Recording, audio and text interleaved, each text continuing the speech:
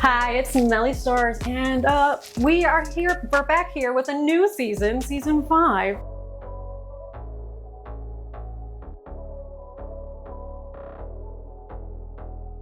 And I have a very special guest, someone who's been dying to get on the couch, and I've been dying to schedule her, and life be lifing, but we finally made it work. I have with me the musician Masani. Hi, thanks for having me. Of course, I don't think we officially. No, we haven't officially. Right. Like, nice to meet you, Melly. I know, right? We keep missing each other. Like, it's every event and stuff. Like, we're always like, right. Yeah. Girl, did you see? Okay.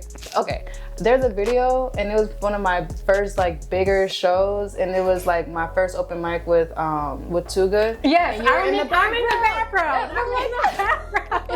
What? Oh, yes. Oh my God, that's Melly. Yeah. When I was doing my research, I was like, wait, I'm there. Yeah. Everybody's in, if you look in the videos, everybody's there. And there are people I didn't even know until now. Yeah. And I'm like, wow. Yeah, it's so crazy how we all cross paths at some point and we don't always make those connections. Mm-hmm. It's beautiful. It is. So I'm going to start from the beginning-ish. Let's start.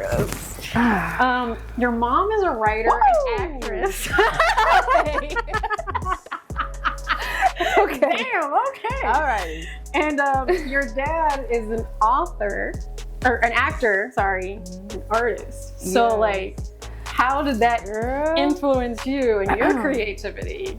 So much. My whole life, I grew up hearing stories from both of them, both of their accounts on how they met and then their separate journeys before and after each other, before and after me. My mom, she was an actress. I think that's what she started out doing. I don't know when she got into music, but she was also a rapper, in Chicago, underground Chicago rapper. And so was my dad. But they both started out in the church, so that's where they met. And they both met at an audition for a play. So she had just seen his audition, and he was rapping an original song for his audition. And I don't know. She was like, oh, he reminded me. No, I think my dad said this. I don't know if my mom said this. She would never say it, but he was like, yeah, I think I was looking like DMX, and around that time he was in style. So I think that's why she came to me. But she approached him. Oh no! After the audition, and then things happened. But you were not expecting me to bring up mom and no, dad. I was not. Damn, the beginning, the origins. Yes. The origin story, not the villain origin story. Oh, just the good origin story. Exactly. I got one of those too. I think we all have one. Right. And then you have been performing since you were 9, correct? Yes, so ma'am. what do you remember your first performance? Mm-hmm. My first performance was at school. I was in 3rd grade, and it was a talent show.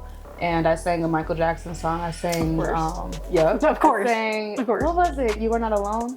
Oh. You are not alone. I'm here with you. I was so shaky and nervous. I used to just stand like this.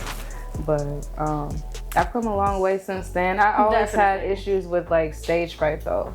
I think same. it was on and off. Same. Right. I get nervous every time. Now I think it's not there anymore. Whatever nervousness I ever feel whenever I hear my music, it's gone. And but what was the question? Oh, I asked what your first performance was, and then we spiraled. Yes, I'm sorry. Totally fine. And please do not let me ramble. I will ramble. Oh, I don't care. Ramble all you want. This is about you. Right. So you say what you want to say to all of the people. True. That's right. So then when you were 19, you went to Cali. Yes, ma'am. And it wasn't a good experience. No. You almost quit music. Girl, for real, how you know?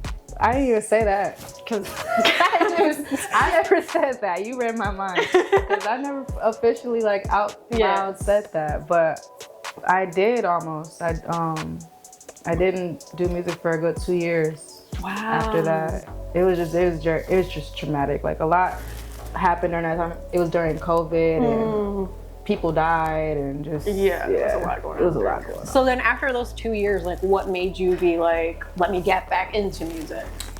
After 2 years, girl, I was going through a hard time,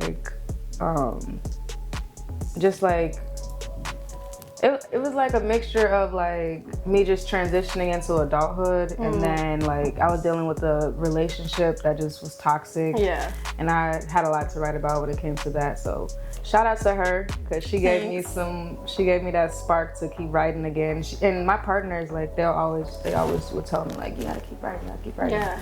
But I would get just distracted. So not even distracted with like miscellaneous things, just with life. Life. Yeah. I think we all go through that at some point. Like life, just be lifing. Yeah. Like I say, life be lifing, and then definitely. Okay, I'm not nervous no more. I take the shades off. I'm feeling comfortable. Okay. That's the goal. Right. That means I'm doing my job. Yes. These are good questions. You went back to Cali for the first time for your 24th birthday, I believe, which was recently. Okay. Just in September. Okay. September 5th. So how was that experience compared to when you were there? Amazing. Like the first time I went, I was just like picture a lost girl in the middle of nowhere. Like that's how I felt. I was just like, but this time it was like, I don't know, it was like redemption. Like I kind of went back to free myself of the past and to just heal that trauma. And then I also had a friend who lived there who she was actually the love of my life. And she passed away while living there. So that was my first time going there since everything. Yeah. And it was just a lot. That's a lot. It was heavy. I felt her energy everywhere I went. I tried to do things that we talked about doing. Yeah. And I made sure that I just did everything I didn't get to do the last time. So I found some open mics to do. I went to the beach. I just had fun. I enjoyed myself. Yeah. And then this was a trip you performed? Yes, okay. I did. I performed twice. I only posted one. Well, I think I posted them both, but I did two open mics on 2 separate days, and it was really fun. Okay. So was it like now like somewhat of a full circle, because you had such a like negative experience, and then now you come back, it's a positive experience, and you get to perform, so it's like, okay, now we can like close this chapter and be like on a good note. Yes. And now I feel better about California. Okay. I always had that love for it. That's where like California dreaming comes from, like the concept of it. Like it's a love that I kind of just, the line is, I'm scared to go back to LA because that's where I had my first heartbreak, my worst heartbreak. Yeah. So I kind of just healed that. And now that love I've always had since I was little, because I always wanted to go to Hollywood and just live my dreams. And I was able to fulfill that. And I'll go back any day. Okay. I got people there saying like, when you coming back? I'm gonna come back soon. Real soon. You'll see her again soon. Really soon. Man, when you were at the airport, you met Natalie from Baddie. What? That was crazy. It was as soon as I walked off the plane. As soon as I got into the airport, and she's standing right there. I'm like, I walked up to her, I'm like, I know that ain't Natalie. Like you know her, like she's your bestie. And she like, yes, me. I'm like, Baddie, Shakur. And there's some other girl, I don't even know who she was with, some random white girl. And I didn't know who she was, but I ended up looking. She watched my story. Her, Natalie, and Chef D had all watched my story. Okay. And I went on her page. She had like 1 million followers. I'm like, who the hell are you? So I didn't know who she was. But do you know who she is now? No. Oh, okay. She could have been a baddie or just a friend or somebody. Somebody. Yeah, she's somebody. She's somebody. Somebody know her. So yeah, that was fun. I wasn't expecting that, but I knew I was gonna see a celebrity. Of course, I feel like it's almost expected. Yeah, especially over there. Girl, the amount of celebrities I met in Chicago is crazy. No, literally. Just in 6 months, or not? I keep saying 6 months. Since February. 9 or 8. Damn, I don't know. 6 months just got a nice ring to it. Right, it does. I keep wanting this to do the same thing. Oh, it's been 6 months. It's been 6 months, and it's like, no, girl. Yeah, you're closer to a year now. No, for real. Like I ain't even new no more. I'm a resident at this point. I live here. This is my place. Exactly. So speaking of moving in February, you pretty much like gave up everything. Same as me. I did. To move here. What like kind of prompted you to do that? Because I feel like we have similar stories. I came here with 2 suitcases and $50. Girl, listen. That was that. So I'm gonna start with this. I don't think Masani would be Masani or I would be me if it wasn't for a breakup. It's always a breakup that has to do with something. Like anything great in my life, I promise a breakup or something bad happened just before. So that's what happened. I was living with my girlfriend at the time, and I was living in Milwaukee.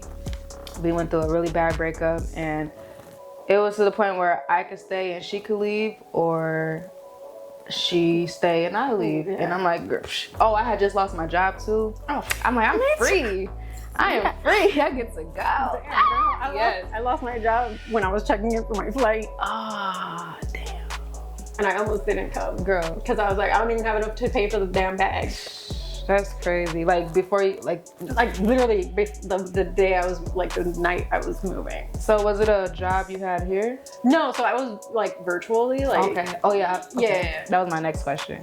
Yeah. Damn. Mm-hmm. I got fired the second day of the year. Damn. That's how I started off this year, getting fired, and I just knew. I was not mad. I just knew. I'm like, yep, something great's about to happen. I knew it, like in like, I don't know, my intuition was like, yes, you're not gonna have any income. You're not. It's gonna. And I'm like, but why? It's been like 4 years. Like everything's going fine. Like what I know of. But like I don't know. You just. I feel like if you're in tune with yourself, you know. Yeah, and that's so like I wasn't surprised, but it was still like, fuck. What am I gonna do? For real, I wasn't. Was it a fuck? What am I gonna do? It was just like a well. What's next? You know, I'll figure it out. It was, and I've never been like that. I've always been like a very stressy person. Yeah. So like, I actually did the next day. I went right to work. Like I tried to do my best to get a new job and whatever, but it just wasn't meant to be. Then I went through my breakup, and somebody had to go, and I left. My name was on the lease, girl. Oh, no. That's how bad I didn't care. For real. Dang. And I did that after a breakup one time. Yeah, we had to go. So I signed everything over to her. I took a couple bags of clothes. I left actually the majority of my clothes there. Everything I had there. I just took a couple clothes, and that's it. A couple shoes, and I had probably like, I'd say $150 to $200. Even more than me. Right. And it was enough to, you know, to stretch until I got a job. And when I got here, I stayed with my aunt. And not me. I also stayed with her. We're twins. This is so much. This is crazy. Like I knew we had a similar story, but I didn't realize too similar. How like? What's your sign? What's your sign, Melly? Sagittarius. Okay, I'm a Sag moon. I'm a Virgo. Okay. Mm-hmm. So I feel your emotions. I feel your pain. You be getting angry sometimes. So. Me too. No comment. I get very angry. I'm like, okay, so I picture like the emotions from Inside Out. From Inside Out. Yeah, I'm like the calm one, and then the angry, then calm right again, like right away. So it don't matter. Or I can be mad all day.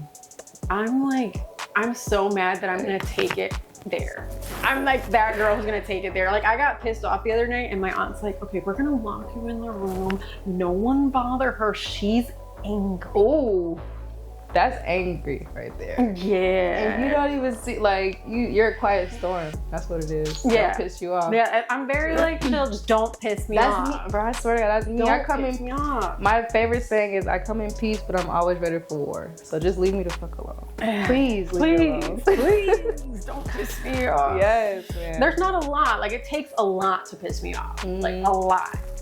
But once I'm there, I'm there. I used to be like that, but now I pay so much more attention. People are so disrespectful. I'm not gonna lie. They can be, and then they think you don't catch it. And I was always so focused on being nice or being a people pleaser, so I never really, or I would just ignore it. But now I don't ignore nothing. I don't let nothing slide. What you just say? Yeah. Who you talking to? I'm a lot more conversational now. Yeah, me too. Especially moving to Chicago, you have to be like that. You cannot be soft. I used to be, man, if you knew me in Wisconsin. piece of cake. I feel like my best friend has said the Girl, same for thing because real. she moved here from Wisconsin, and she's like, Yeah. if you knew me when I lived over there, I'm like, you're actually softer than me, which is saying a lot. No, my friend group, everybody says I'm the buttercup of the group. Really? I'm the buttercup. Wow. So you must be around I'm the buttercup. some cutthroat women. No, like, so one You're is Bubbles and one is Oh, Blossom. Buttercup. Like Buttercup. I as thought in, you meant I'm the this nicest is one. No. Oh. As in, like, I'm not the That's one. a better perspective. Okay. Yeah, as in from the Powerpuff Girls. Got you. I'm Buttercup. The little green one. Yeah. Who always wants to fight everybody. I think That is me. me and my sisters, we used to compare ourselves to that because I have two sisters, so it's three of us. Yeah. And we'll always be like, I'm this one, I'm this one. And I would say, well, they would assign me to the green one, but I think I'm the pink one actually. I think I'm very nice, but just leave me alone. That's all. We have one who she just cries all the time. She's a Cancer. So she's all of the emotions. Your friend? Yeah. Okay. Yes, so she cries and does all of the things. We're like, yeah, that, and her, yeah. I love Cancers. So that's hers. And then my other one, like friend from Wisconsin, she's very much, she looks like the leader of the group and she looks like she's gonna like kill everyone, but she's actually like, I'm gonna go cry, like leave me alone, I just wanna be nice. And then there's me who's just always got a bitch face on and I always am the one who's like I dare you. try me. Try me. Try anybody in this group. Exactly. Try them. Actually, For you real. can try me. I might let it slide, but touch them, piss them off. That's me. Let's go, Mama Bear. Yeah. Somebody gotta do it. Somebody gotta do it. Somebody has to do it. Yeah. So Stop being so mean. Somebody, you being too nice. Exactly. And I've been both. I've been both sides of the spectrum, so I understand 100%. This is. Let's see. I gotta take care of my people. She does. And look, it matched the outfit and everything. No, it does perfectly. Do you recognize the jacket? I do, but I don't want to say it because I feel like I could see it in my head. You don't recognize it. No. Well, you recognize it, but you don't remember. Exactly. Like I recognize it, but I don't remember exactly where it's from.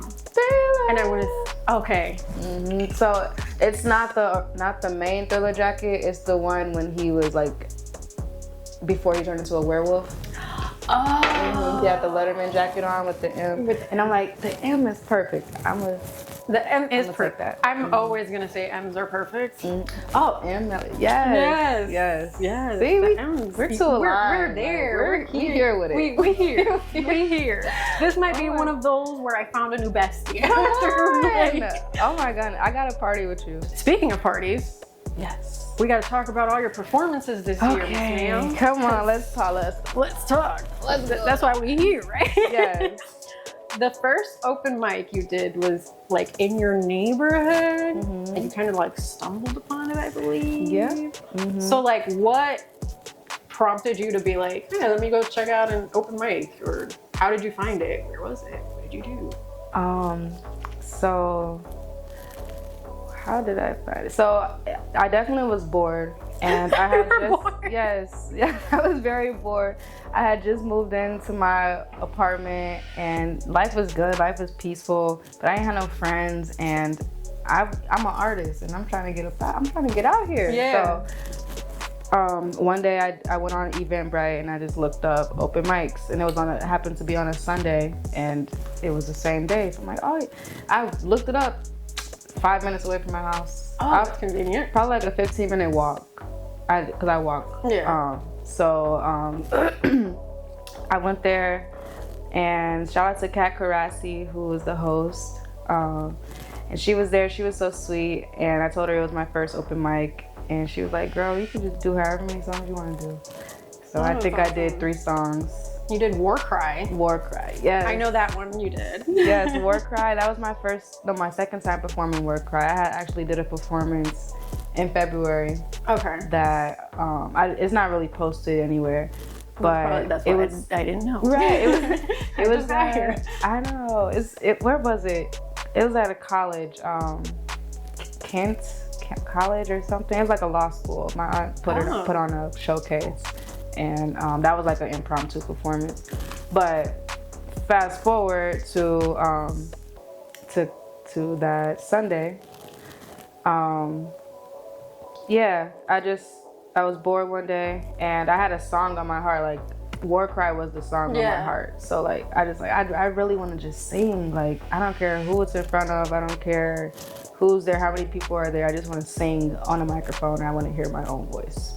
And that's just want to hear my own voice. Yeah, like as a singer, I think we all have that feeling. Like, I just want to sing. Yeah. And in my apartment, I didn't want to be too loud, so I need to go somewhere where I can let it out. Yeah. And I think that was just so aligned. Yeah. Because that ended up being like a place where I went regularly. Kat ended up giving me a shout out that kind of helped boost my career. Even the footage that she recorded of me singing, when I posted it, that kind of got the ball rolling on a lot of things. And now War Cry, hopefully it'll be a household song for the city of Chicago really soon. Because it's not released. No. And then you said you weren't going to release it. Are you going to release it eventually? Ooh. So at the time... Or TBD? At the time, it wasn't even recorded. So I didn't have... Wow. I barely had any music recorded, especially under Masani, because I went through a rebrand 2 years ago.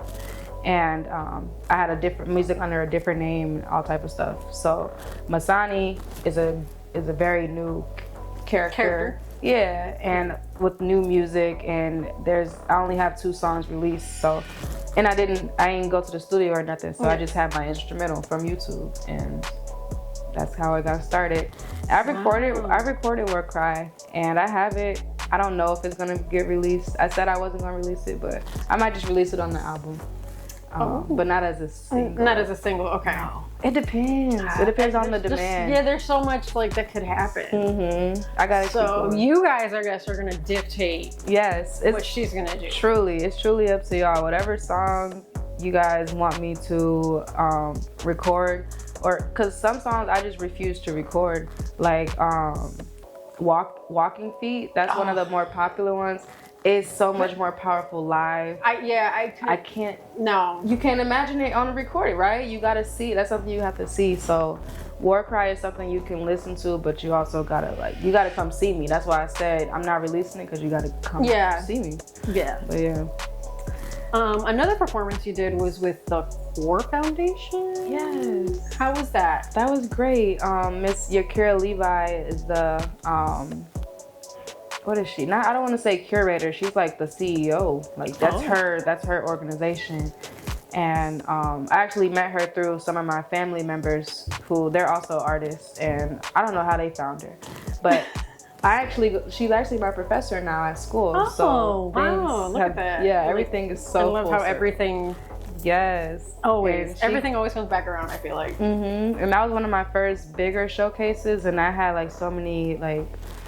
I was starstruck. They had Ink Dog. Shout out to Ink Dog. That's my bro, right? That's my bro now. But like at the time, I'm like, who is this big star? Like I don't even know who you are. I just know you're a star because when you're not from a city, you don't know who. But I made like an appearance at one of his events. Yeah. KP put me on. Okay. Because KP was sick that day, and he's like, Melly, can you go make an appearance in my name? And I was like, aw. I guess. Are y'all related? Me and KP? Yeah. No. Oh, okay. No. I always thought y'all were cousins or something. At this point, right. We might as well be. Just friends.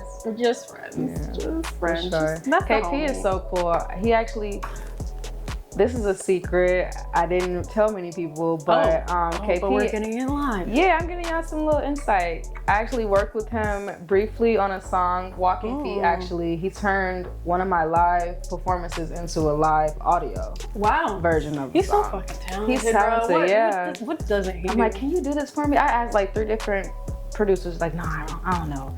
He could do it. KP can do anything. I should have asked you first, bro. Literally. Yeah, so KP is like the go-to. And it's funny because I mentioned him. I have like a long-standing joke that KP gets mentioned in almost every interview. I bet. Because he's everywhere. He's everywhere, He's everywhere. And he's a side quest king. And he always have me like, he when we first met, like he would always ask me to do something with him. Like, oh, you want to come here or you want to come there? That's KP. That's KP. And then we hung out for the first time. he had some type of event at Montrose Beach, and that's right by my house. Oh, okay, yeah. Like, oh, I will definitely be there. I was supposed to go, and then I couldn't go. We were because KP just invites you, like he invites me everywhere, and then I'm like, I have 15 things I have to do today, dude, KP. Like he'll tell me the day of. He's like, oh, I'm gonna be on Bourbon Division tonight. I'm like, dude, it's like 7 o'clock already. So I have to leave my house right now. No, like, I can't make it. I'm sorry, dude, but let me know the next one like a couple days in advance. He did that to me recently. It was like, oh, he sends me the ticket info or whatever. He's like, oh, let's go. I look at it and it's like, oh, the event starts at 9. See? I look at my watch. It's 8:45. Dude, he's spontaneous. That's what I love about. Yes, very spontaneous. I like to call him. I love his name, Kung Pao. Yeah, Kung Pao. That's the coolest name. And then his name is Paolo. I just love the play on words. Yeah, that's raw stuff. Yeah, dope.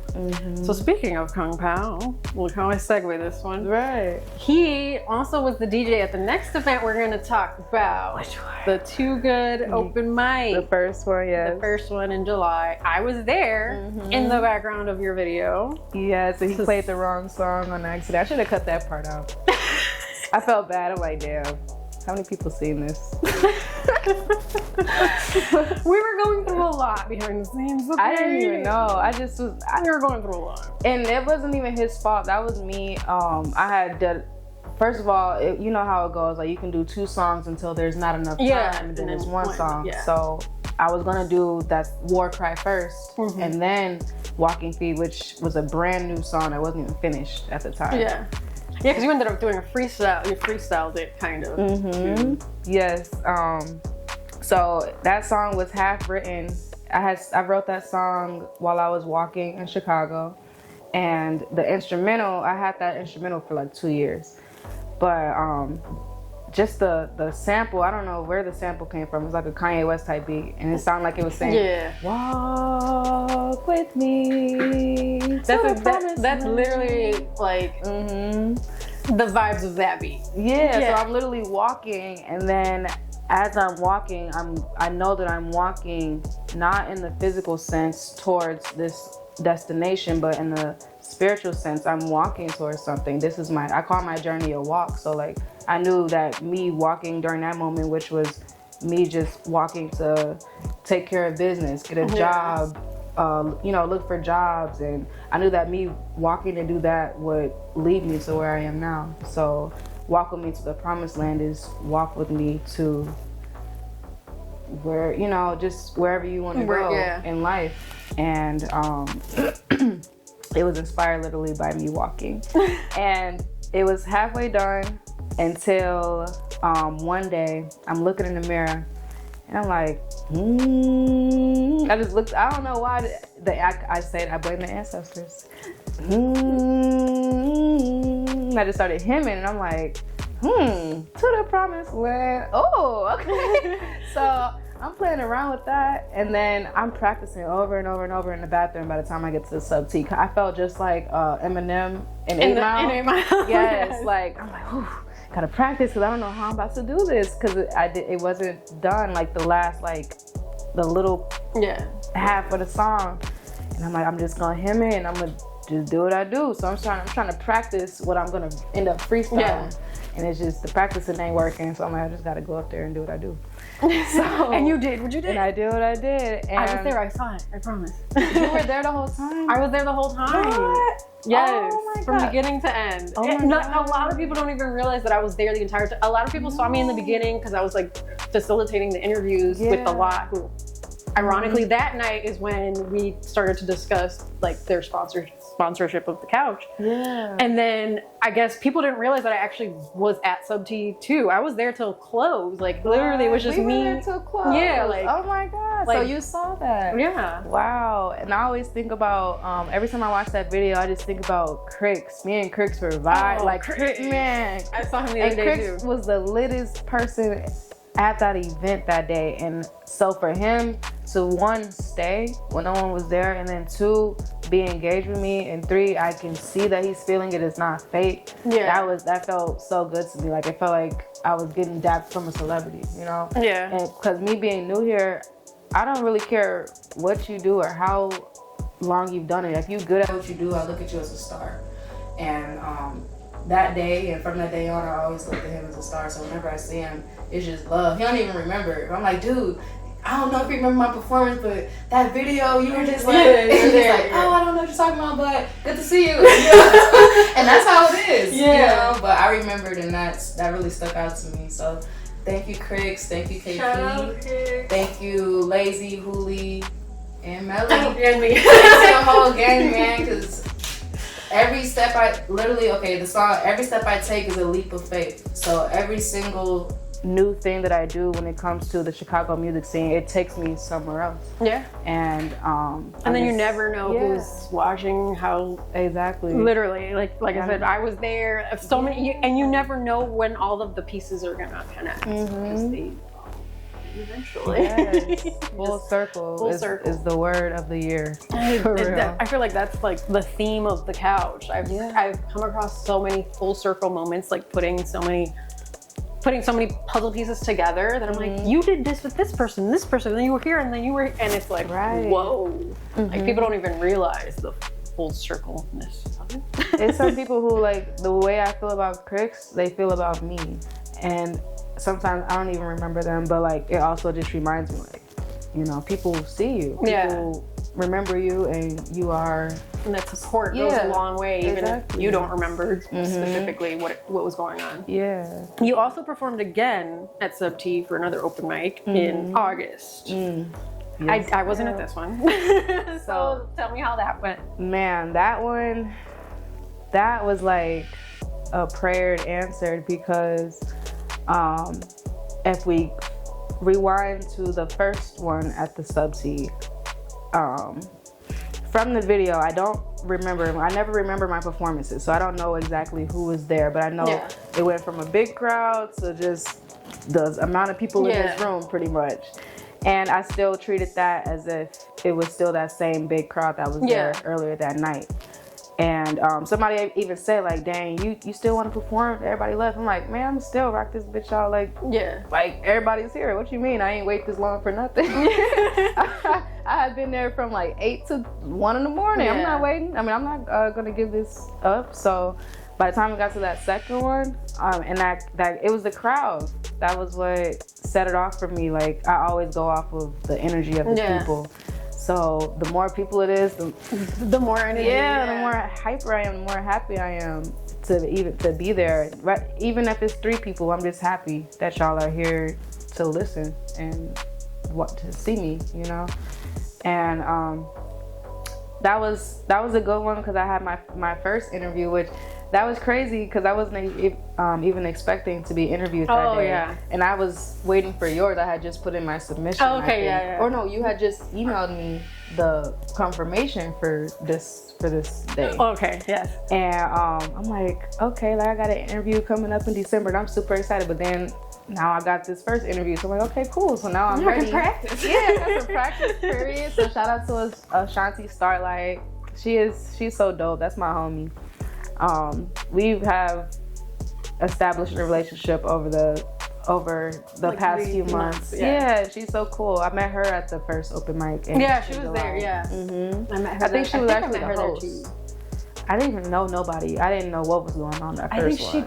The first one, that I was a part of, I think she did like poetry or something. Yep, she did poetry. Yeah, like spoken word. Okay, okay. I thought she was the host, but maybe that was Hooli. Yeah, Hooli was mainly on the mic, and then I got on the mic a couple times. KP got on the mic a couple times. What? Yeah. I must have been like, I don't know. I don't even remember that day for real. I know. I know you remember it because you were like working the day. Yeah, I was working. And I'm just, walk with me, you know. But, dang, what was the question? We were talking about the second one, the one in August. Yeah, so that was the interview, and then the crowd is a little bit bigger. Yeah, it was much bigger when you went on. Much bigger. And then there were like even some people who I look at as superstars and goats, and they were fucking with me. They posted me and stuff, and I'm like, okay, like this is love. Cool. This feels like love to me. Even though I don't know y'all, any positive interaction, I take it as love. So I hope that doesn't offend nobody. But they'll be fine. Right. They'll be fine. Exactly. Next up, Chi-Palooza. Ooh, Chi-Palooza. That was the same week. Yes. And then you like sold more tickets than you had to. Yes. That's awesome. Yeah. That was okay. That was. I feel like that's like such a big performance, and like you have a lot. We're gonna get through a lot of them. Okay. So because I feel like you're more of a performer than like just on the music. Yes. So I believe so. Focus on the performance. Thank you for even acknowledging that, because I believe so too. I do want to get back, you know, in the when I first started out, as more like a listening artist, not like a visual artist. Like I didn't have it was during COVID, so no music videos, no performances. But this is like a completely different era of my music. But the Chi-Palooza performance, I think I had just got that gig within the same week. I know I had probably like 5 days to come up with to sell 5 tickets, and I'm like, I could do that. I got plenty of family. I could do that. That's a piece when of all cake. else fails, family. I know my family's gonna buy it. My family like, is the money going to you? No, just get it. Just buy it. Right. My mom, she bought 2. Shout out to my mom. And then like everybody, just whoever was who I like told it to, I'm like, hey, like I want to do this show and I have to sell this amount of tickets to be able to perform. So can you buy this ticket? It's $20. And they all say yeah. And two people bought 2, so I ended up having 2 extra tickets. Cause my mom, she didn't even go. Yeah. She bought 2 tickets. She lived somewhere else, so those were 2 tickets that I could just give away to people. So I ended up having like a really good amount of people there that didn't even have to pay for real, because the tickets were already paid for. And I think that was just a blessing for real. Like, for sure. Yeah. That was the same week as the Tuga open mic. Then you also did the Eyes on the Prize. Yes. Which is semi-recent. Well, semi-recent for when we're filming. Not semi-recent of when this is coming out. It was actually, that was the beginning of this month, November. November 1st, actually. And I don't even know how you want to know how I got that gig? Yeah. Okay, first of all. That's exactly what I want to know. Okay, so first of all, they asked me. I don't know how they found me. They just came to me and said, would you like to compete? Doing something right if they found you. Right. I don't know. I don't know how they like came across me. But they said, would you like to compete in this competition? I'm like, oh yeah, sure. Or perform at this competition. I'm like, sure. So they're actually I was supposed to perform at Milwaukee and Chicago, but I couldn't make it to Milwaukee.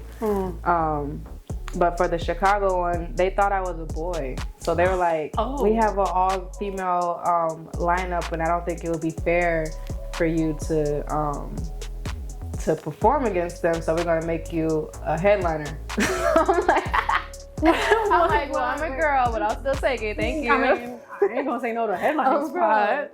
So he was like, oh my God, I'm so sorry. Are you good? Just thank you.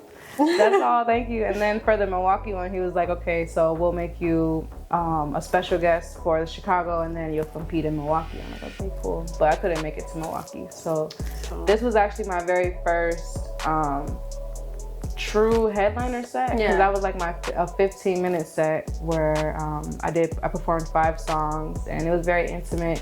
It was nice. The venue was like in a house, a big old house. Like they bought both. It was like a duplex. They bought both apartment complexes and just turned into a big venue. So shout out to them. I will be tapping in with y'all soon. Yeah. It was just nice and intimate. It was just like a living room type thing. But it was a bunch of people there, like so many people. I'm gonna have to check these out, because I've seen the Eyes on the Prize stuff floating around. I just haven't been to one of their events yet. Yeah. So I'm gonna have to check it out. They're like all around the country. They're everywhere. I love what they're doing. I would love to do something like that. At least if not like competition, just go around the country and find open mics or just I go on my own tour. Find my own tour. So the Fall Harvest Festival was also somewhat recent. How was that? That was good. I did that 2 weekends in a row. So last weekend and then this past weekend, and it was good. This second one I met D-Lo. So that was yesterday. Yeah, I saw on your Insta that D-Lo came in while you were performing. Literally, I look over and he's right there. I'm like, what do we do? So I'm still performing like normal, and I don't know. I just walked. I leaped over to him, dapped him up, and I kept performing. And then we ended up talking after. Yeah. That was actually not my first time meeting him though. I met him at a audition for the John Walt Foundation. They had like they have this thing called Tip Fest for like, it's kind of like youth through young adults. So I was trying to compete to be in that festival. I ain't make it. But D-Lo was there, and that was actually our first time meeting. We hugged, and I told him, like, you know, me and my siblings, we loved you back all the way back in Wisconsin, you know, and I don't know how they treating you here now, but just know that that love stretched a long way, and you are a legend and a star in my eyes. And that's so dope. So this time he remembered me a little bit. He didn't see me perform that day, but he remembered, I guess, maybe the interaction. And I was like, yeah, I knew I seen you somewhere before. I'm like, yeah. And then he ended up following me on Instagram. And I wasn't even expecting that. He's like, what's your Instagram? I'm about to follow you. Take your phone out. I'm like, what? I'm like, don't make me cry. He's like, no, it's cool. No big deal. I'm like, dude, you don't even know, like, this may be something small to you, but this is like huge. What? Yeah. And it was amazing. Shout out to Dante for curating the event. He's very cool. He's doing his thing. He do these things like every week. There's another one next week. Yeah, I saw him like, okay, doing your thing. Okay, busy. And he gets some heavy hitters. I don't know if you know, is it Mula? She just made a new song. It's like a footworking song.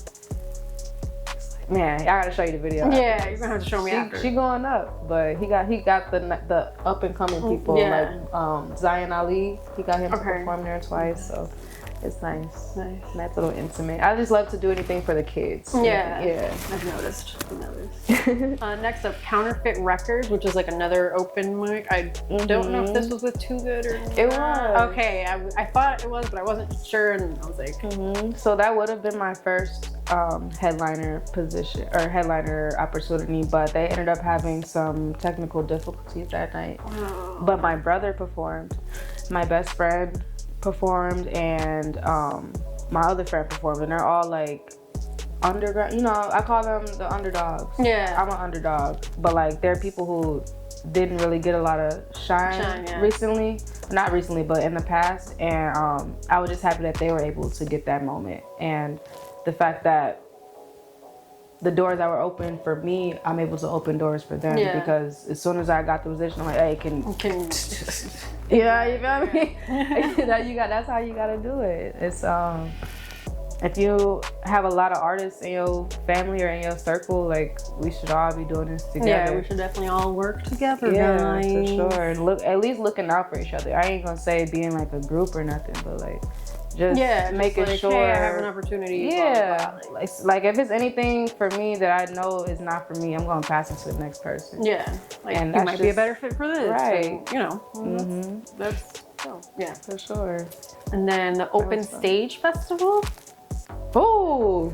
What about it? What about that?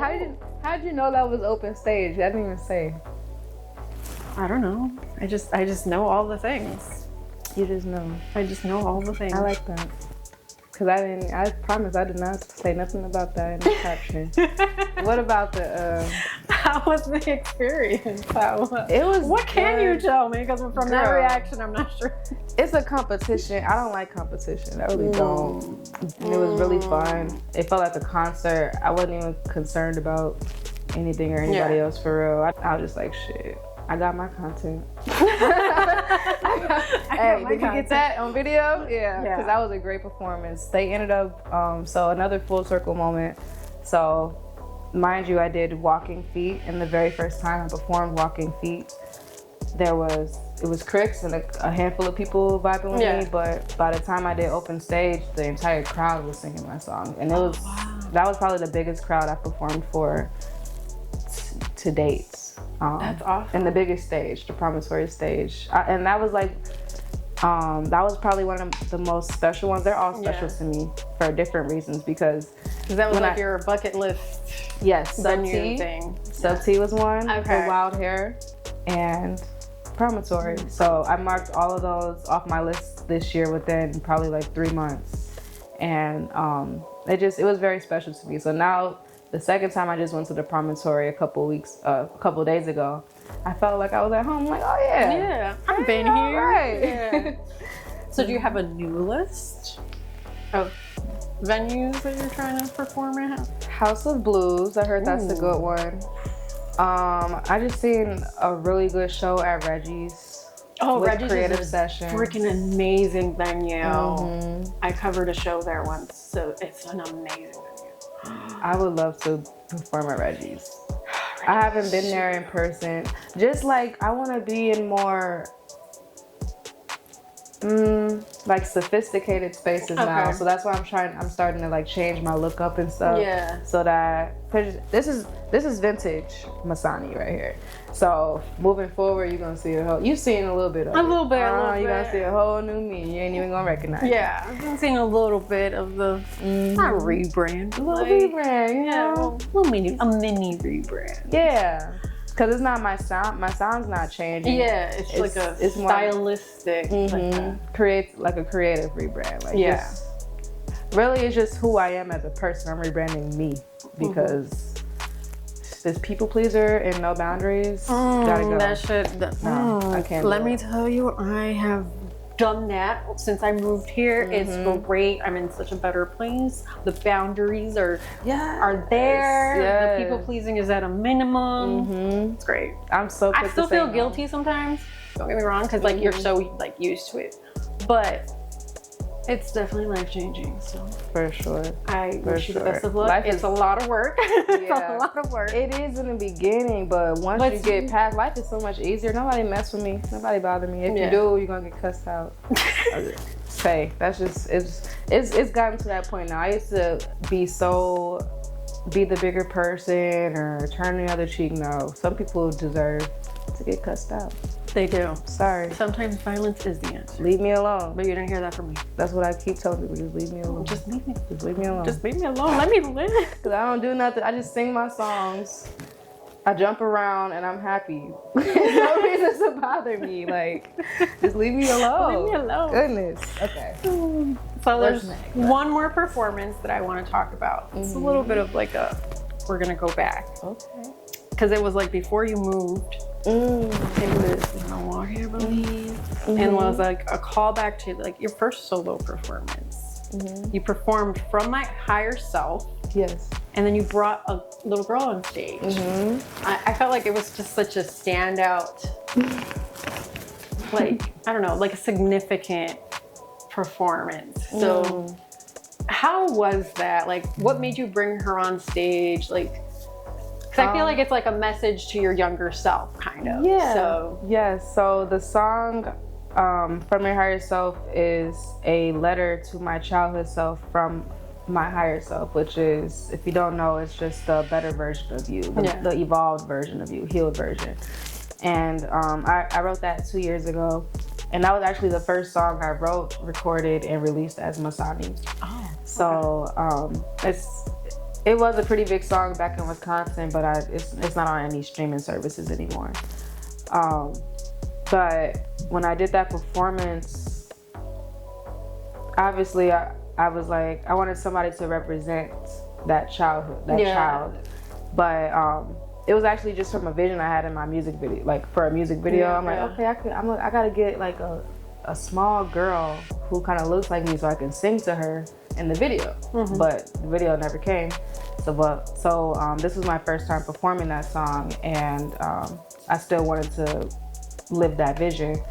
So before the show started, I'm like, I went to the host. I'm like, is there a little black girl? Is there a little black girl around? And she, man, it was funny. She was bringing me. First I just said, can I bring a little girl on stage who I can represent as my younger self? And she was like, yeah. So she's finding me different girls. I'm like, darker, darker. I needed them to resemble me, and I ended up finding a girl. Shout out to Cadence. I hope you're doing well, baby girl. She was actually a student at the school I was performing at, and she was so sweet. She got shy when we got on stage, but she was ready to dance when we talked. I'm like, you want to dance with me on stage? She's like, yeah. And she kept saying, is it time yet? Is it time yet? No, that's so cute. But that meant a lot for me because that's who I represent. I represent, one, the inner child, but two, the children, the youth. I want to be someone in society, in the industry, and just in general who advocates and protects children. Especially now in this what's the word? Era? In this era of my life, like since I am moving up in the industry, I used to be I wanted to be a child star. I used to be a child artist, child actor, all of that stuff. And my mom, she was very overprotective because they didn't have people protecting kids in the industry. And now we see all of these stories coming out with, oh my gosh, so many stories. Let's not even get into that. But there was nobody protecting those kids. Like Michael Jackson, he was a kid. Yeah. And who knows what a lot of these people that we look up to, they were children or teenagers when they first got involved. So I want to hopefully in the future be someone in the industry that's safe. That, you can go through me and I'll get you to where you need to go. And I'm not going to take advantage of you. I'm not going to use you. I'm not going to exploit you. It's just going to be pure love and growth, and that's it. And so that's kind of what she represented, the beginning of that cadence. And I didn't even know how I would put things together with what I'm doing now. But in that moment, I wanted to stand out. And I always just do something different. Like I always try to do something different when I'm performing. That, like I'll look at other performers and I just do something that they didn't do. Okay. So, that's that's a good way to stand out. They didn't do that, so I'm gonna do that. So and actually, so my very first performance ever as a, I keep saying my first, but my first performance was when I was 9. So I can never say my first, but my first as an artist, an independent artist, I was 15 years old in Milwaukee. And that was right before we moved from Milwaukee to another city that I lived in for 8 years. So I went back 8 years later, performed that song, and then that became full circle. Yeah. And that was my first performance for almost a year until I moved to Chicago. Wow. Yeah. Wow. That's one thing. I felt like it was a very significant one. So we had to talk about it. Yeah, I almost cried. I just didn't want to just throw it in there anywhere. It had to be in a good space. Thank you. You're really doing your research. I like these questions. Well, thank you. You're that wholesome.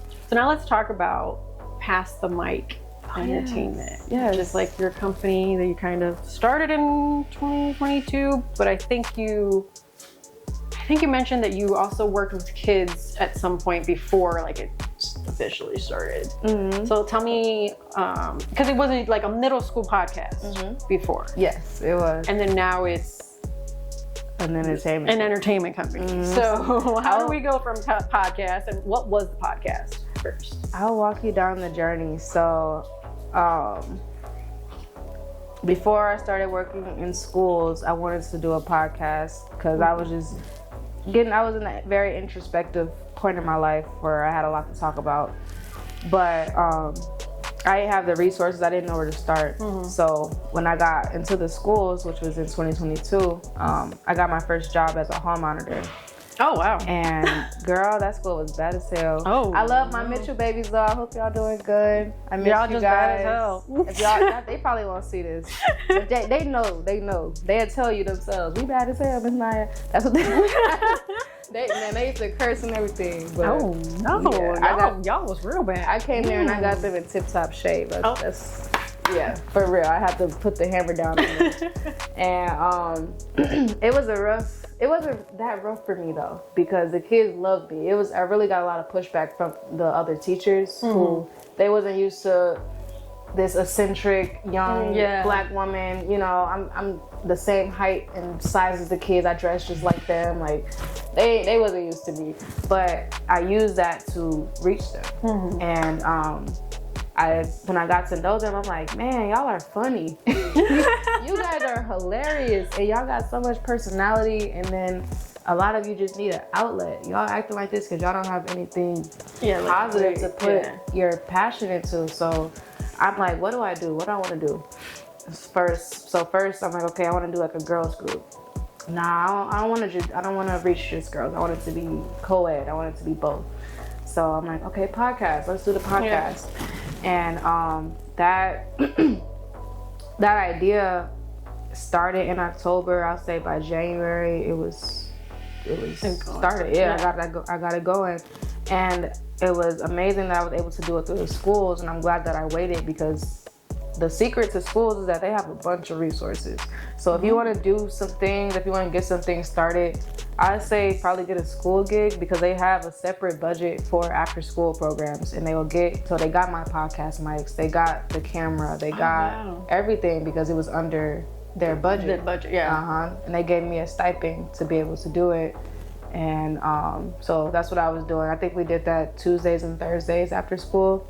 And we started with nothing at first, so because we waited a long time for our equipment, and we started with my phone, and I think that's it. Like in the classroom, I had all I needed was a space and the camera. So they actually created their own episodes. They picked out all the topics, everything we talked about. We talked about friends, love, school, just all type of things. And they picked every topic. And that's really cool. They really had like a full-blown outlet, because they were really able to shape the... Yes, and I trained them on how to run their own podcast. So they by the time we got our equipment, I taught them how to set up the mics, how to set up the camera, how to be a good interviewer, or how to be a good person being interviewed. I taught them like the power of influence and social media, all type of things. And I ended up leaving that school to move to another city, which was, I moved back to Milwaukee. And I wasn't able to pick it up there. So that, but I still had the vision. And I ended up rebranding it, and that's when I got the idea, like, okay, I want to do music with this too. And it was all supposed to be for the kids. So I'm like, I want to do the podcast for the ones who are outspoken, but then I want to do another branch of it for music for kids who are interested in music, and I'll teach them everything I know, everything I learned. Like the vocal lessons. So vocal lessons, how to write a song, how to release a song, record a song, everything. I was gonna walk them through anything that I needed to learn. I was gonna teach them. And so I had the idea in Wisconsin, but I wasn't able to actually do it until recently. And Pass the Mic came back up when I started doing those open mics. The Vibe with Masani. And I'm like, this needs to be something official, because by the first 2 or 3, they were super random, and it wasn't even supposed to happen for real. Like, it was just a super hot day, and my apartment has a pool and a rooftop, and I'm like, I'm gonna throw rooftop. I haven't into the rooftop.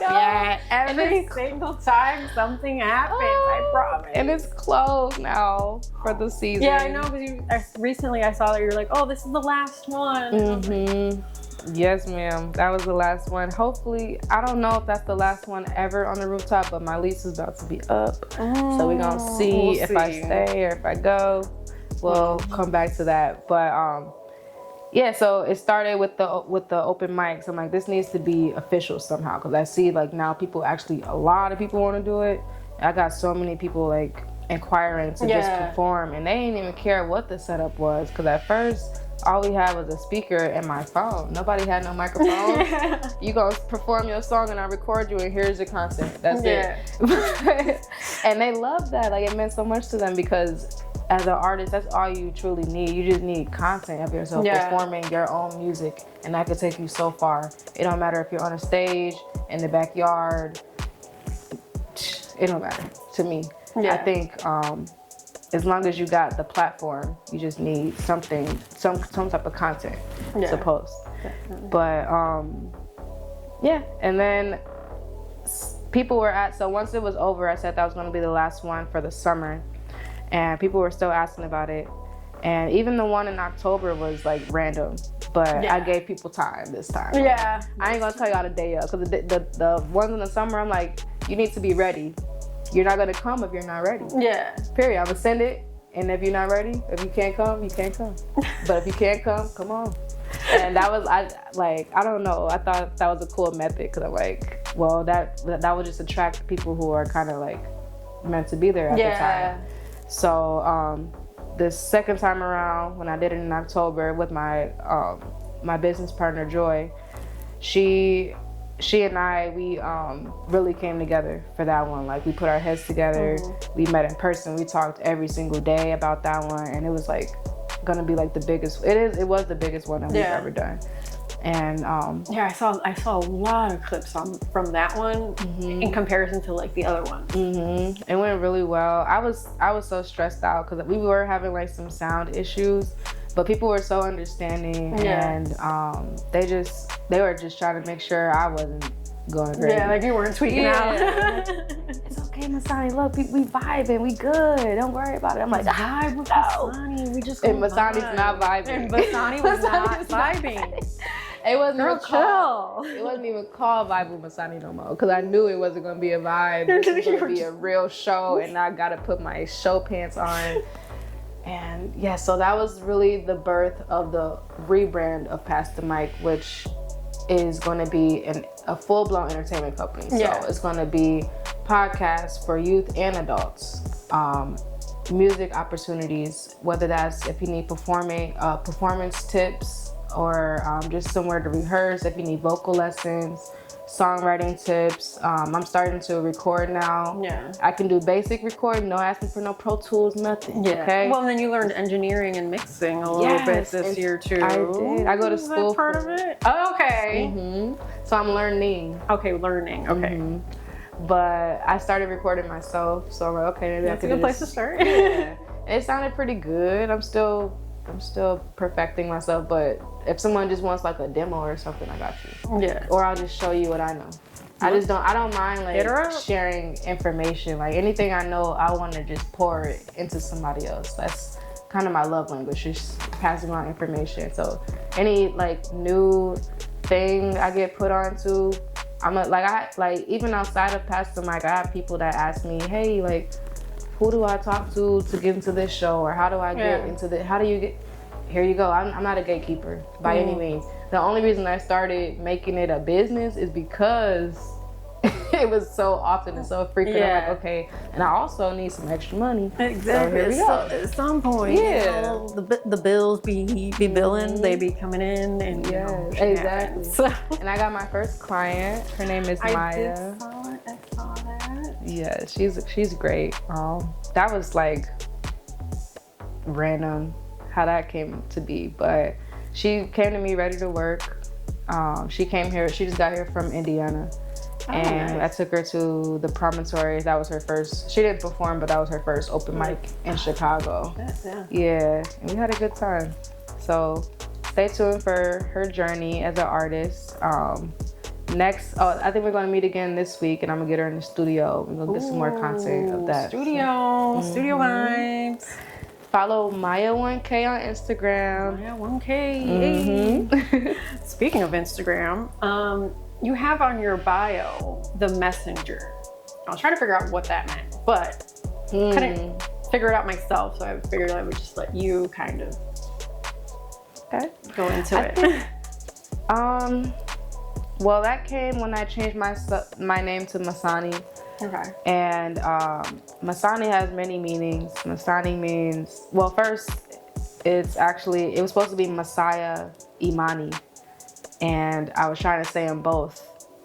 And I ended up saying one word. Yeah. Masani. And I'm like, oh, that's right. Okay, I like that. Messiah, it was going to be Messiah the Messenger, or Messiah Imani. I was still playing around with it. But I still wanted the messenger to be somewhere in my name, so I just put it on Instagram. And that really just means like I believe I'm a messenger of the Most High. Like I'm just here to spread the word, spread a positive message, spread the truth, and just tell you what you need to know.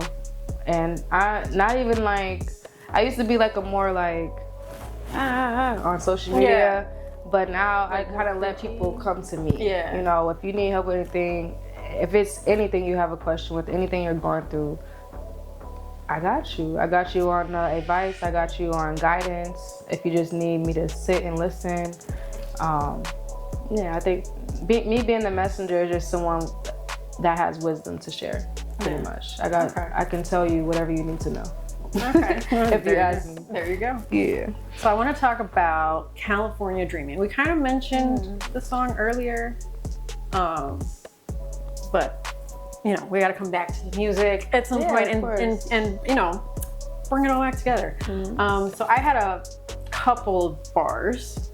Ooh. You left me stranded and abandoned. Oh no, she's leaving the couch, guys. She's leaving the couch. Hold on. I gotta run away. I gotta run away. I got something we need for the y'all. glasses for that one. Okay. No. All right, what's going on now? Okay, I'm listening. Okay, that was the first line. And the second one, which I think we kind of got the explanation for, was I came here with $1 and a dream and I left there empty-handed. Yes. So poetic, right? Right? So poetic. So poetic. I feel like we kind of touched base on the story behind it, but those were the bars that stood out for me. What else do you want to tell me? So you left me stranded and abandoned. Oh, my baby. I miss her. She passed away, but that's kind of where it came from. So I don't know if you heard the first California Dreaming, but there's two. Yes, there's two. I have the other. I have it written down. Okay.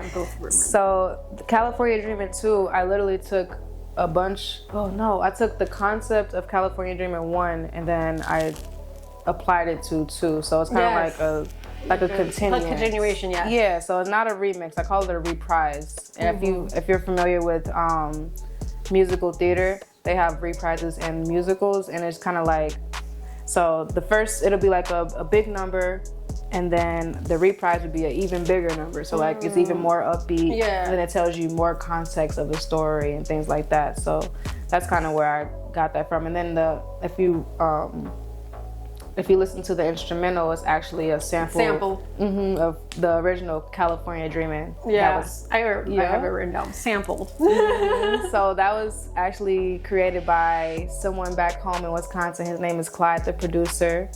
Or Clyde Banks. I don't really know what he goes by, but he's up and coming, and he's working with a bunch of Milwaukee rappers out there. So tap in with him. He's very talented.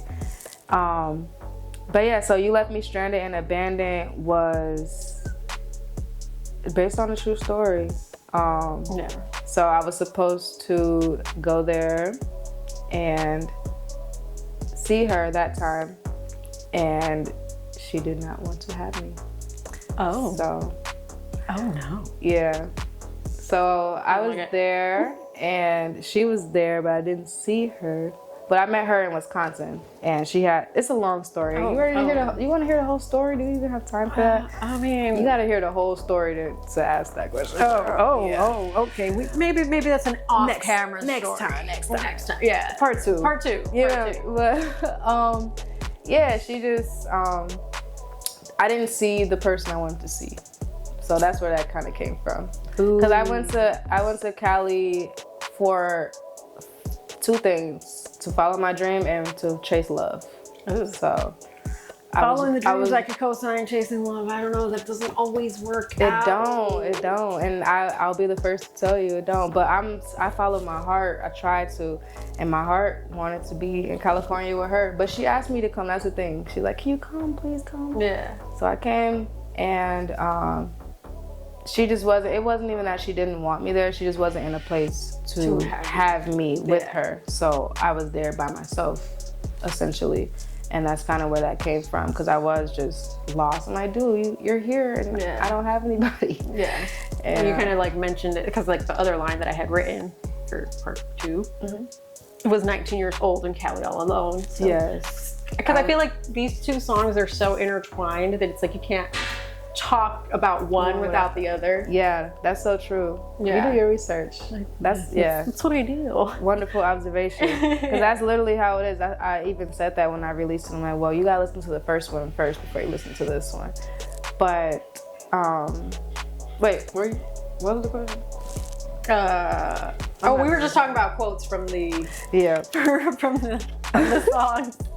You took me up there for a second. I was like, what? So it was just like what you can tell me about those songs. That was my first time. So when I wrote the first one, I actually wrote that 3 months before she died. Oh no! And I didn't release it for 2 years out of respect, because I didn't want anyone to think I was like bashing her or anything like that.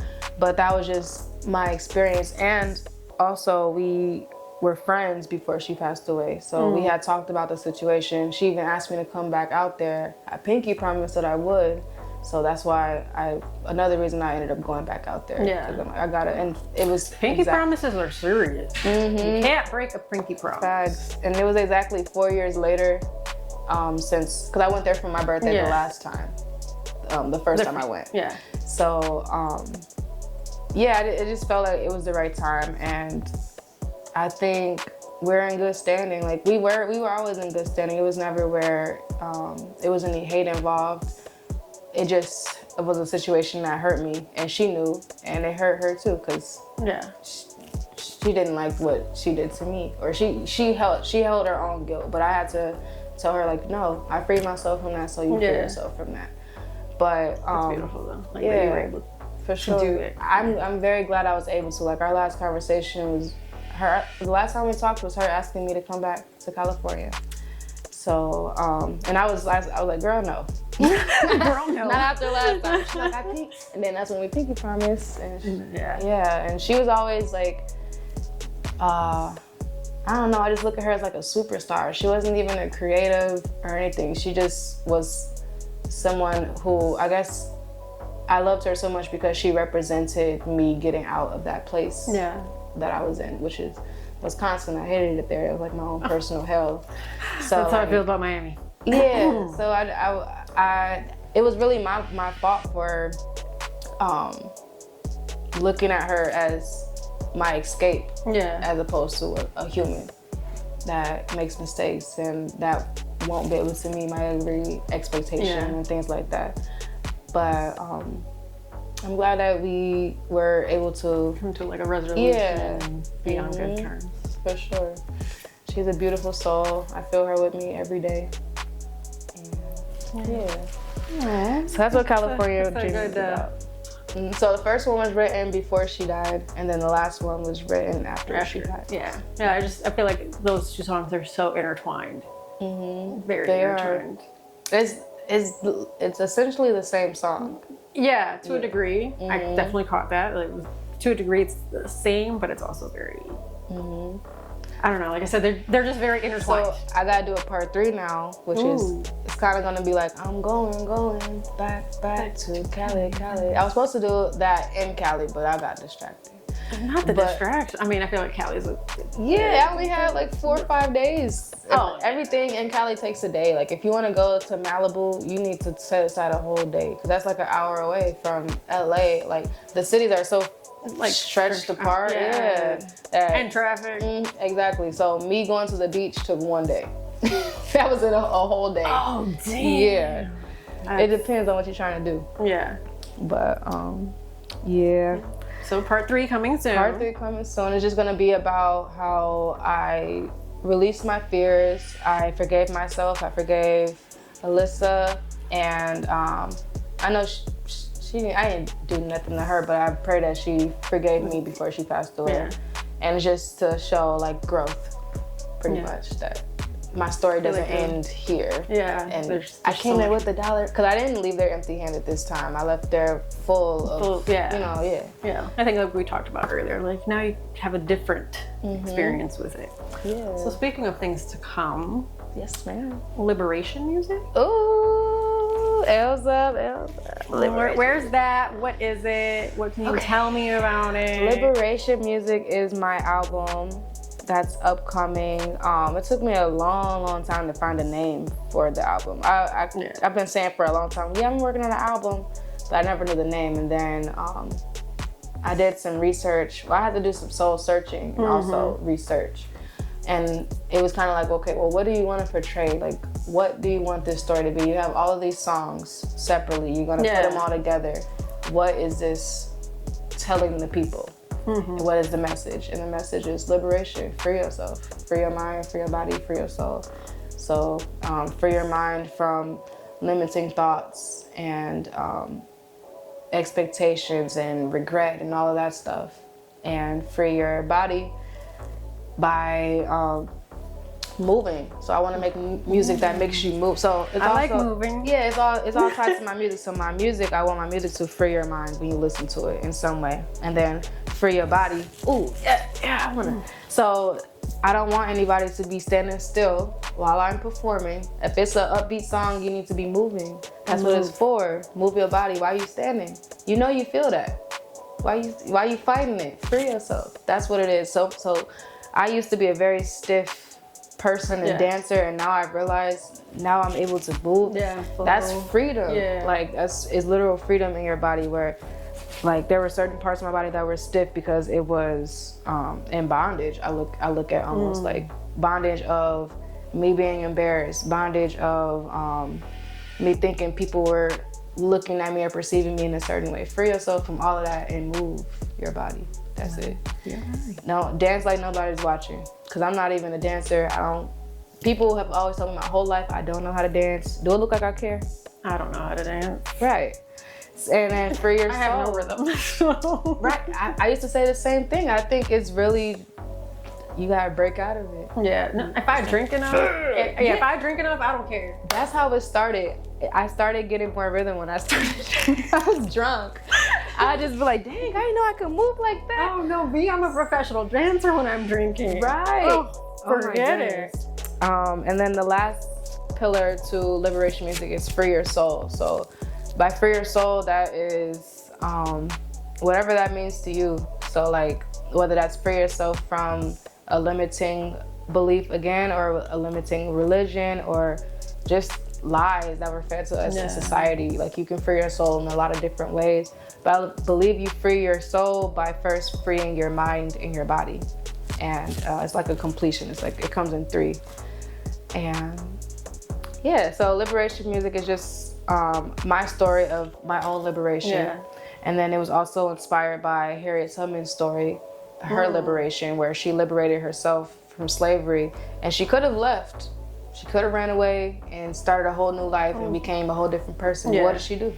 She went back and she liberated her people. So that's kind of what it represents. Me not taking the knowledge that I acquired over the last few years with being enlightened and running away with it, because that's what I wanted to do. Just run away from society. This is not who I'm supposed to be right now. I'm supposed to be off the grid somewhere, living in a jungle, eating fruit, but I decided to go back into society, even though I wanted to leave society. But I'm like, no, I have a purpose. I have a reason to be here. I have something to say, and I want to help people still. That never went away. Even when I helped myself, I always wanted to help somebody. So that's the inspiration. Also, there was a liberation music album that came out in the 60s that was a part of the liberation movement of the it was kind of like the Black Panther Party around that time. So I think this is really the perfect time with everything going on with the political climate and things like that, where our freedoms are really at stake. And my question to the people that are worried are, what are you going to do about it? Are you going to fight for your freedom, or are you going to cry? Which one? Wow. Those are some powerful Get in the field. That is incredible. So I'm definitely looking forward to liberation music. Yes. Do we have a plan on the release? No, ma'am. Okay. So stay tuned. Hopefully. Not the end of this year. Probably it's going to be next year. I'll give myself by February. Okay. A year. A year. Yeah. Okay. That would be a very full circle moment. Because now I'm gonna start getting more into visuals, and I am gonna record music. I have more singles to drop. So I got stuff for y'all. I'm not gonna keep withholding things from y'all. Yeah. But for real, if you really truly want to see me, come to one of my shows.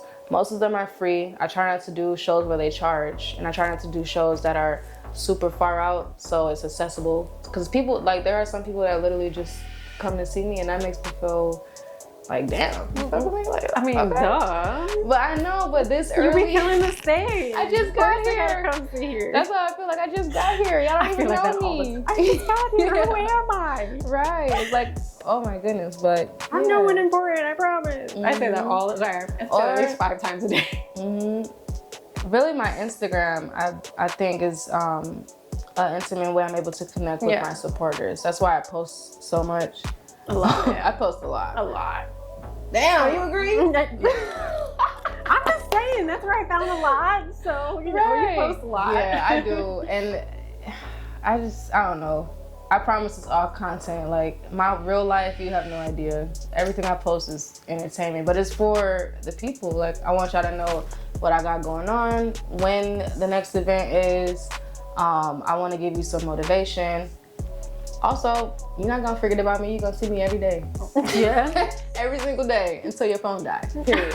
Oh. Yeah. Tell them. Tell them. Until we can't have phones no more. You're gonna see me every day. So we've reached the end. Was there anything that I missed that you wanted to talk about? I think I covered all my bases, but you know, it's possible. There's something. I met Tupac's sister this year. What?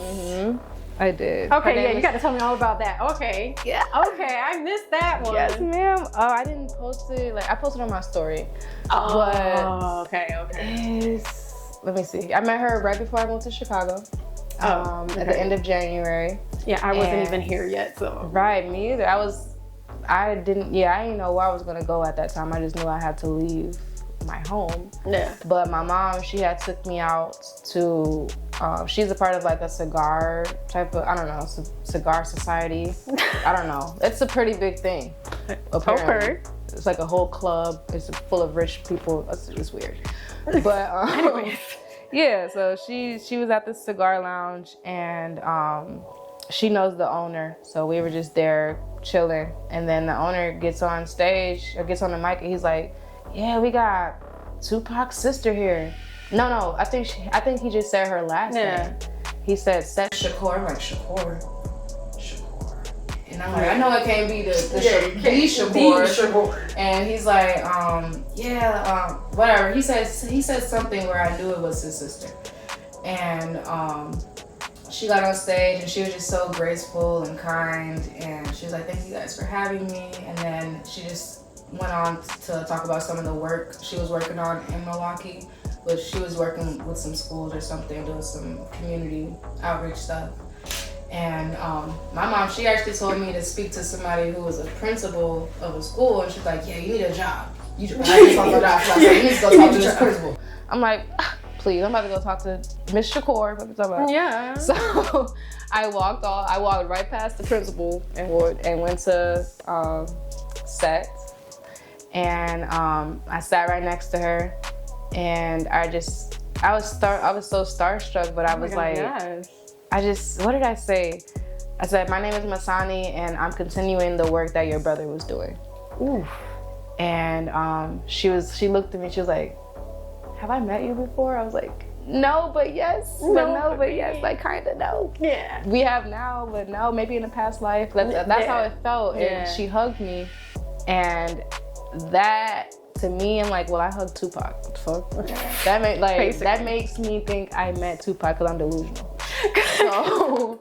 So I said, one of the very first raps I wrote was inspired by a poem that he wrote, and we said the name of the poem at the same time, and she was like, "That's my favorite poem," and I'm like, that's wow. And actually, for my freestyle, I'll probably rap that for you. I don't have a freestyle.